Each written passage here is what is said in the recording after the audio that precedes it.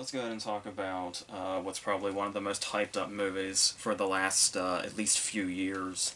I think it was shortly after Blade Runner 2049 that we had learned that Denis Villeneuve had this job, and immediately that was. And I'm one of those people that didn't even. I didn't love. I don't love either Blade Runner the way most people do. But Villeneuve has obviously been making his impact for quite some time now in this last decade up to this point, and it kind of seems like this is one of those cases where, as great and consistently great as his movies have been up to this point, it almost kind of felt like it was all building up to this. And kind of the amazing thing about what he's done so far is most people probably would have said the same thing about Blade Runner when it came out a few years ago, and then this happens. And the thing about Dune in general is I've been aware of it for a little while. I think my first interaction with it was I was a kid when the miniseries aired, and then I saw like parts of that, and then much later down the road, I read the book. I saw Lynch's movie a while before I actually read the book, and then I went back to Lynch's movie afterwards. And I remember a lot of people saying that Lynch's, like, there was a lot of build up that Lynch's movie was like really inaccurate to the book and stuff like that. When not really. Obviously, it's got certain details in it that are new to that movie, but overall, I do think that it's a lot closer to the book than I was led to believe. Anyway, but the idea just kind of kept coming back of we could get something. While Lynch's movie does have a very sort of epic feel to it, there was a way to get, like, it's still just such a massive, massive story in a massive, massive world. And there's all this stuff to go into it. Though I do feel a need to mention that I was kind of, when I went into the book, I was intimidated because I remember like a lot of people saying like it's really hard to get into, and it's like you have to, there's all the terminology and stuff like that. I remember finding it relatively easy, much easier than I was expecting to get into the book. Really, it's either there's like some editions of the book I think that have like a full on glossary in the back, but even if you don't have that, I still feel like the context clues are there enough, and the fact that it's just so instantaneously fascinating. Like, it didn't feel like there was a lot that of like the Gom Jabbar scene is like really early, so it's like I found it really easy to get into pretty quickly. And sci-fi is not my genre at all. Movies, let alone books. Yeah, so I've always been really fascinated with this and was really excited about the existence of this movie. Even being obviously the first half of it more or less. But there was obviously that whole thing about, how is this one going to end, and are they going to find an effective cutoff point and stuff like that. But I do think and obviously they start off right away with the title saying Part 1 underneath it, which, like, with this whole talk about will there be a second one or won't there, I'm wondering what kind of battle took place at the studio to actually get that title at the front. Like, it's almost like they were challenging the studio to say, you're going to have to hopefully commit to this if you're going to do it. Sort of like what they did with the It's a couple years ago, where it was pretty much already established, but at the same time, horror is a much different genre than sci-fi when it comes to like box office and a whole shitload of money coming in. So a movie like It, and with the following it had, would have made that regardless, so, which probably explains why they already said, like, yeah, we'll do them back to back.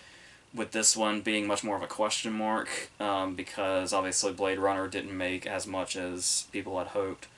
But what's interesting is I can absolutely see somebody watching this movie and leaving unsatisfied because of how, obviously we were going to go in knowing it's part one of a story, but you can tell, even when you're aware of what the full story is, the ending point that they decide to reach is it's fine to me because I know the direction it's going, but I could see people being very frustrated, like, what kind of a stopping place is that? Yeah,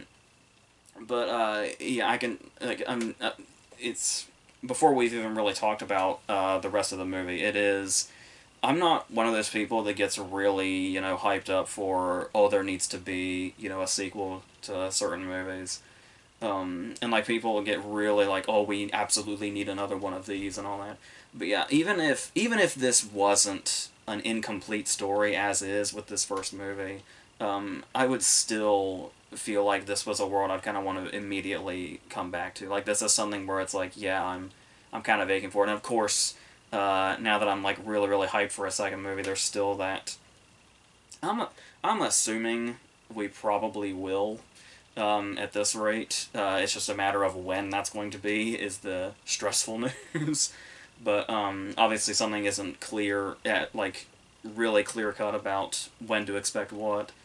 Um, but I feel like it would be such a. It would really just be a waste to not pick this up and let it finish its story, at least this portion of the story. This book, anyway. But going into it, when you talk about the book being quite easy to get into, I think even if you're still have to kind of piece together what a lot of the terminology is.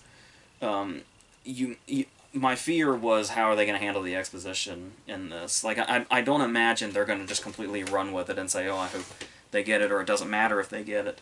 Um, but there is some exposition, but it's actually well handled, and it's actually like the perfect way to do it. When you think about it, the whole idea of Paul's basically going through a whole education of everything. So there are moments and scenes where he's getting educated, thus the audience is getting educated. So that's pretty much the cleanest way to probably do that. And like I was saying about the book itself, like everything else, the context clues are there. The context clues are probably even more apparent in a movie when you have like visuals to go with the terminology. So yeah, once again, it is kind of hard to imagine somebody going into this. I suppose it would be like how I went into the Lynch movie the first time. Like trying to put yourself in the perspective of how people will feel not knowing like what any of it means or where the story's going. But so I could see it being a bit off-putting there, but I also got the sense that it could be pretty accessible for the most part, especially since it's a lot more action heavy than I was expecting, given how dialogue heavy the book is. But it never feels like they were doing that for the sake of a movie and for the sake of like having a mass audience. Like it's all as far as like knowing the story, nothing feels like shoehorned in or anything like that, or like they felt like they had to add something to make it make more sense without a certain context. But as far as some other technical aspects, I guess the first thing to touch on would be like CGI and stuff like that. Which is, this is so nice because with all these, videos we've done and all these movies we've talked about, especially these really big movies, usually ones that like come out in the summer and stuff like that, there's a whole lot of CGI, and like 9 times out of 10 we're just going to be talking about how bad the CGI looks. So it feels like such a blessing to have seen a movie this big and almost forget to even mention CGI because it all just looks so. It's just so immediately engrossing in the way they build it. It's almost not occurring to you how much CGI is in it. At least that was the case for me, which is kind of insane. Because when you see like this big world that's clearly not really there, even in movies that are well done, your first thought will be, "Wow, that's a lot of CGI." But it just wasn't even occurring to me. Like I just immediately accepted everything I was looking at looked like it was right there. Like like to the point that it doesn't even immediately resemble CGI, which is amazing. Like, you can tell they had time to work on this as much as they could, and they had many people dedicated enough to not just half-ass any of this. Like I'm working my brain trying to remember anything that might have stood out as like, oh, that's clearly CGI that was like barely finished, and nothing's coming. I'm sure maybe there's like 1 or 2 shots in there, but they're not immediately coming back to me. Like it's all, like even stuff like the Thoppers would have looked like really, like at some point you would think, oh, that's clearly animation or whatever. There's clearly not characters in there. It's like it's to the point to where it's when Idaho is flying around, and it's like it's so well done. You can tell who a character is just by seeing what they're in rather than the actual person. Like when he flies back around and Paul identifies him and says like that's Idaho, and it's like yeah that's it's like I actually knew who that was. Like it's weird to actually get a sense of knowing what is happening when you're just watching a lot of CGI. Usually it's just so all blending together and all so messy. Like I said, just basically like the people making it didn't give a fuck at all about anything, but just making a lot of imagery and a lot of noise. But to see everything working to actually tell a story. Because the great thing I think that has made the book last so long also is there's a lot of these, stories that are just basically just about the world building, which can be very tiresome. We've talked about movies that fail that kind of thing before, where there are stories this massive have to spend so much time on talking about the world and describing it and laying out all of its rules and all of its terminology and stuff like that. That more often than not, the storytellers get so invested in that that they kind of forget everything else. They forget about characters that you should give a shit about, or in anything remotely related to any kind of story that's intriguing at all. And Dune immediately has like suspense. It has it has betrayals, but they're betrayals that have like specific motives that have really surprising consequences. And there's a lot of action in it. There's a whole bunch it's so interesting how they've been trying so hard to get Dune is this book that's always been called nearly unfilmable. Like we've had the miniseries and the Lynch movie, people were like, but it's still not quite there. Like we haven't really gotten the sort of the quintessential adaptation, and leading people to say, well, there can't really be one. But it's like, yeah, as far as like building the world, that's the hard part. The story of Dune is really, really cinematic, and has so many incredible scenes in it that you can just by reading them, you can imagine them in the big way that we see them here, which is great. And we've even got like as far as like characters go, also. Well, I could see somebody like, especially somebody that hasn't like read the book and just going into this movie, could see like characters like Gurney and Idaho might kind of blend together. Like their purposes might kind of blend together a little bit. But I still think there's enough that all the characters, like it feels like there's characters, enough characters especially to amass this, big ensemble of actors that we have in this movie. And I feel like they all kind of get their moment. There is, especially I love the casting of Thafir Holland as Stephen Henderson, because he's like this character actor that's been around, and you saw him in stuff like Lady Bird and Fences and stuff like that. And he's just kind of like, oh yeah, that dude. I think he might have been in Manchester by the Sea as well. And he's just kind of been around forever. To like see him, not just in a role like, even though the part seems like significantly cut down here. But like seeing his name on the poster with everybody else's at the top was like amazing to me. It's like the eclectic list of actors that we have here. While they're all, most of them are really big names, but then throwing in like the Stephen Hendersons also is like, I just really love that. Some like really genius casting choices. It's not even, that's not even to mention Timothée Chalamet at the head of this. And I could see people getting kind of tired of like the same people, where it's like you look at like as far as this particular, demographic of character, it's like, oh, if it wasn't Chalamet, it would have been Tom Holland, and that's pretty much the only two choices Hollywood will go with anymore.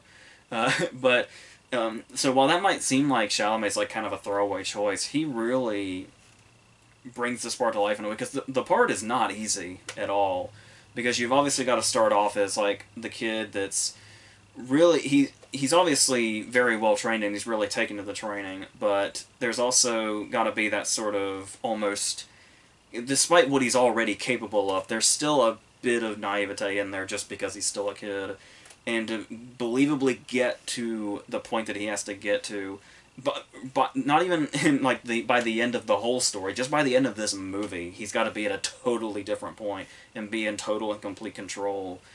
And it's kind of crazy how seamlessly he gets there and how we as an audience can buy it so quickly. But he does get there. And that's probably helped a lot by the presence of Rebecca Ferguson here also, who obviously most of his scenes are with. And kind of seeing his sort of power shift by the way she views him says a lot of that also, and how she's this, powerful character in her own right. Another thing I've failed to mention that also makes the whole story particularly cinematic is the presence of what I guess you could essentially call a big bad villain. In this particular story being the Baron, who is who is played by a fucking terrifying Stellan Skarsgård in a limited but just the right amount of screen time. And like every time he's on screen, like the first time we see him, he's kind of got like Colonel Kurtz vibes, where he's kind of in the like kind of a steam of sorts or a fog.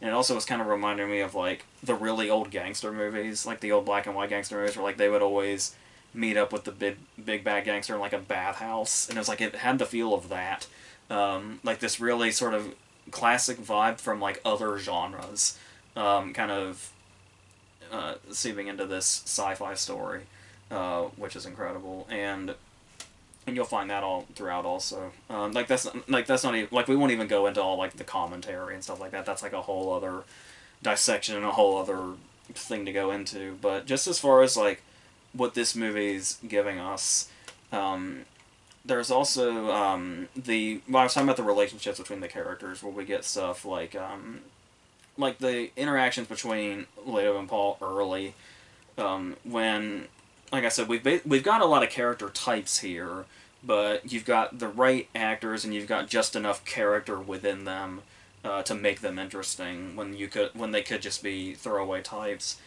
So we get this early scene that might seem kind of cliche, but it's when they're just talking. It's like the Mufasa Simba scene, where you know the direction this is headed, but you can see where like there's actual humanity in them. And obviously, I feel like I've been praising Oscar Isaac like all month at least, and I still haven't talked about Scenes from a Marriage yet, and the fact that this is right after his like probably career best performance in The Card Counter.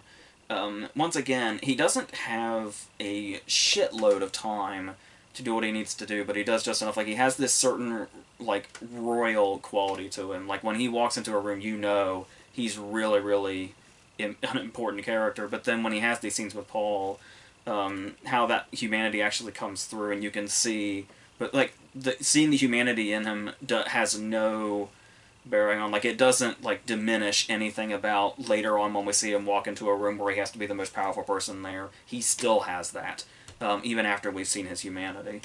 And the way he's able to kind of sort of conquer both of those things is what makes Oscar Isaac so great. And I also like where we were talking about how Gurney and Idaho might kind of blend together to people that aren't too familiar with the characters. I do like the differences we can really visibly see between the performances of Brolin and Jason Momoa, where obviously, it might seem like a very Momoa character to be like really laid back and to be kind of joking around with Paul and stuff like that.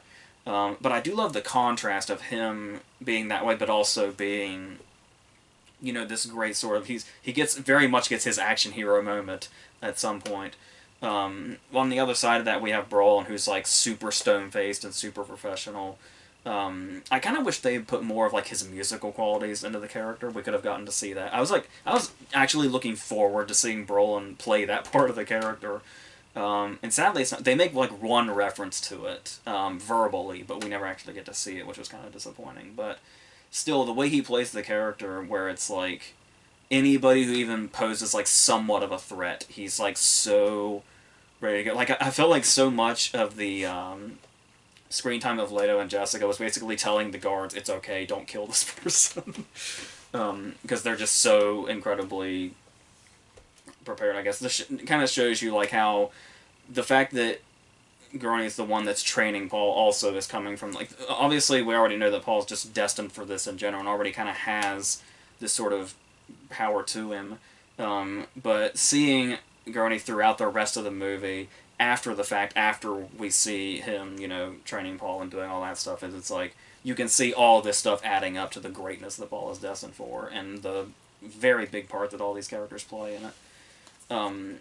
There's also Javier Bardem, another very sort of like small amount of screen time, but once again, it's like so many people have a small amount of screen time, but they all kind of leave their impact. This introductory scene, which is also a good scene in the book, the whole spitting thing, where they're not sure whether to be offended or not, and to actually see that play out on screen the way it does here, brought that to life in even more of a way than I was expecting. And it kind of like injects just the right amount of humor in it. Also, I really love the way they handle that. Also, where I was talking about the relationship between Idaho and Paul, and then like the spitting scene and how it's because just like I know people especially throw this at Marvel, but it's really a blockbuster in general thing, where they can have like a lot. They're trying to be really jokey a lot, and because they want to kind of get all the different emotions out of the audience. But this one is, and I know like a lot of the criticisms I've heard about Villeneuve in the past is that they consider him humorless, where all his movies are like so cold. But I first off, I feel like there's a purpose to that for many of those movies, like how like Sicario and Prisoners in particular are just so fucking dark subject matter to begin with. Like it makes sense for those to be as cold as they are. But when you do have these moments, they do stick and they do add like a sort of levity that's there just enough, but it doesn't feel like we're being bombarded. Like it doesn't the movie feels very serious, but it doesn't feel like cold necessarily. There's little moments of levity there are there just enough that I think help that a lot. Going into like the world itself, Arrakis in particular, is for one of the things I was going to mention earlier, and then I got sidetracked by the CGI. Obviously, there's been two names that seem to have been thrown around a lot leading up to the hype of this movie after it was, I think it was Venice, and then other festivals and being seen around and press and all that. Obviously, Villeneuve's name has been getting dropped as like he is, this master and he's completely mastered this world. And pretty much right alongside him, the name we keep hearing is Zimmer. And I know a lot of people are a bit tired of the Zimmer thing, where Zimmer scores have gotten a bit repetitive and like how loud they are and all that. But and first off, I do think that I don't want to say he's not getting enough credit, because obviously he's getting a shitload of credit from the people that are fans, which are most of the people. Like you hear more of the praise than you do of the criticisms, I think. So you have like. It all started with Inception, obviously, the blasting and the horns and all that. But you would think that it would be repetitive. And I was kind of wondering, like, when I was hearing that Zimmer was getting a lot of praise, I was kind of like, well, I don't know. I feel like I can just kind of guess what the score is going to be like. And for the most part, that's true, but it's still, Zimmer has this way where it's like, even if you can kind of predict what his scores might sound like, there's still an underlying sort of magic in there where it's like, certain notes will get hit or certain instruments will be added, and you're like, oh, I kind of didn't see that coming, and it's amazing. The use of bagpipes, in particular, in this is indescribable, and I mean that in a positive way. There, like, a couple of times especially, like the first time when they first arrive on Arrakis, and the score just goes as big as possible, and gives them the biggest entrance. When I was talking about how big Leto is when he walks in. This whole arrival is like... how you don't necessarily want to jump the gun, but there's just some times when you're watching a movie, and there's a scene pretty early that makes you say, this is going to be great. Like, the whole thing, like, I'm going to love... Like, this movie doesn't have to try to win me over anymore. It's like, I think this is going to be... greatness. That scene, the bagpipe scene when they arrive on Arrakis, was that moment, I think, where I was like, all right, you don't even have to try anymore, movie. I'm here. You've got me. And then it was pretty much love from there the whole time. This is, I don't know if it's just knowing the full story or if it's how involving the movie is and how well executed the movie is. This is one of the fastest 2.5 hours I think I've ever been, like, like unless it's a movie like Pulp Fiction or The Departed that I've seen a billion times that feel like 20 minutes long now. But I mean, seeing a movie for the first time that's 2.5 hours, usually at some point there's a bit of a dragging point where you're like, okay, I'm starting to feel like this is a 2.5 hour movie. Um, and yeah, it's got a lot going for it that we know it's only like half a story, and we know the other half it's gonna seem short. But I mean, this was a fucking fast 2.5 hours. Like I will be seeing this again next week. Like no question. Like that's not even. Yeah, I might do that. That'd be fun to do that. I will be seeing this again next week, for sure. We got to get it all the money that we can just to guarantee that sequel that better fucking happen. Like I said, I'm pretty sure it will. But it's yeah. I just wish it was a little more guaranteed, and I wish we knew exactly like what kind of dates we were working with. That might be a little less torturous. I don't know if there's anything else I needed to mention, or if there's anything else I kind of wrote down here. Oh yeah, just the sandworms, or something else, where it was like the whole I guess that goes into the CGI conversation, but it was like the whole that like I was saying, this is the kind of thing where you can tell this is when people were struggling with, is Dune completely filmable or not? And it's like to really show the massive nature. And when it's like when you see the planet itself, and it's like when he goes and he like picks up sand, and it's like this is I'm one of those like you hear a lot about immersion and stuff like that, but it's like I'm not really necessarily one of those people. It's like I feel like most of the time I am watching a movie, even if it's one that I'm really into. But sometimes those moments will come where it's like when he picked up that sand and he held it in his hand, I kept thinking like this feels so incredibly far away from the earth that this movie was shot on.